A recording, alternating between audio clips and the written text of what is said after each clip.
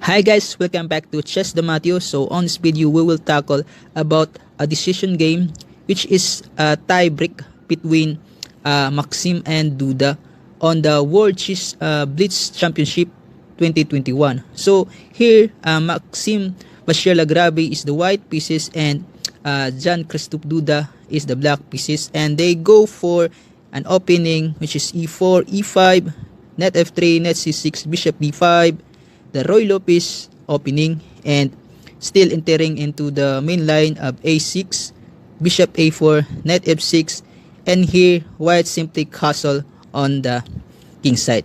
The idea is if black capture the e4 pawn, which is obviously undefended, the white has two major lines against that, whether he will play d4 or rook e1, capitalizing that the e file will be open after the black will capture the pawn on e4.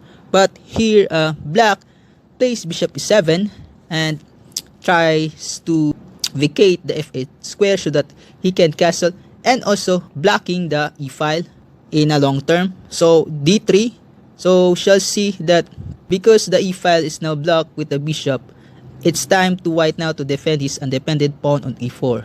So after d3, b5 first, attacking the bishop, bishop e3, d6, opening some diagonal from c8 to h3, and also defending the e5 pawn, a3, trying to have some escaping square on a2 if black tries to win the bishop pair of white via knight a5. So here black castle, white develops, and here Duda plays knight b8 with an intention to reroute his knight from b8 to d7 to c5, and also if the knight will be into the c5, then it will attack more vital square on the white's camp.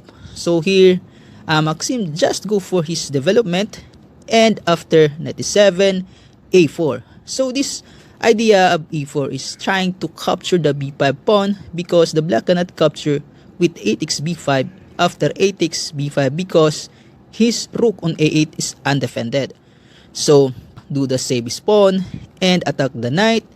Here knight to d5, attacking both pawn and the knight on f6, but Duda just defend his b4 pawn, and c3, trying to win some pawns on the b4, capture, and knight to c5, trying to win the bishop pair of white. But after knight takes f6, bishop takes f6, bishop d5, the white timely save his bishop pair and also attack the rook on a8.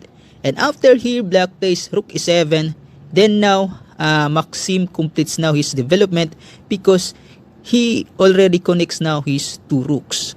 So after queen to c2, black plays bishop to g4, intending to double the f file of white's camp and also crippling the pawn structure. Let's say for example, if white plays here bishop takes e5, bishop takes e5, knight takes e5, d takes e5, and queen takes c5, we shall see that the white here may simply win a pawn. But going back, after for example, after bishop takes d5, the best defense for black here is to play bishop takes f3 first before capturing the e5. But here white will simply bishop takes f6, queen takes f6, e5, trying to attack the queen, and also with an idea of bishop takes f3 on the next move after black capture the pawn and bishop takes f3. We shall see on this position that white managed to equalize the numbers of pawns, but the only difference on this position is that the white has only the knight versus the bishop. So going back and to the move of Duda, which is bishop to g4, here Maxim plays d4, trying to attack the knight, and also with an intention to d takes e5.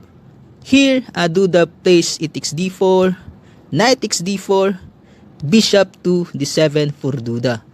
But after a passive move of black, it managed now for Maxim to place knight b5, trying to exchange some pieces, and after bishop takes the knight, a takes b5, bishop takes c3, queen takes c3, we shall see on this position that the white here has a double pawns on b file, but there is still an equal number of pawns, and also on this position the white has a threat to capture the a5 pawn.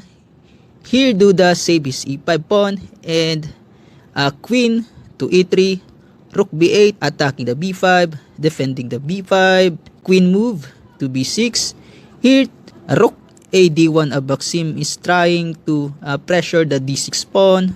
Here Duda never mind that idea, but after e5 we shall see on this position that this d6 is now pressured by these pieces of white. Black should play here the move capture on d5, and after queen takes e5, knight e6 with still a drawish position, but here Duda plays first the move knight to e6 without minding that this pawn was attacked by two and it has only one defender.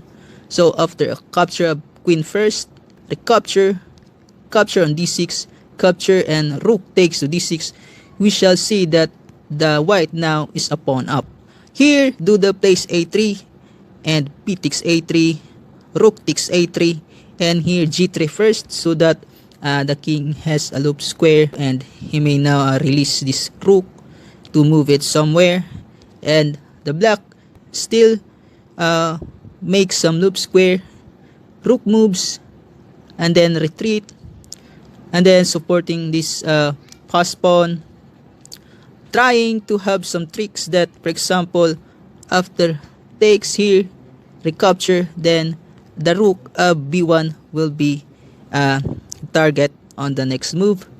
Then white save his rook, and after knight moves, an idea of to triple the attack on f7 with this rook also on a7, but the black sidestep skip. After here rook a7 of Maxim, then the black defend it with rook on d3, because here the white cannot capture this pawn because he will lose some pieces after this knight takes f7. So that was the idea, even though here the rook cannot afford to capture that f7 because there is a knight.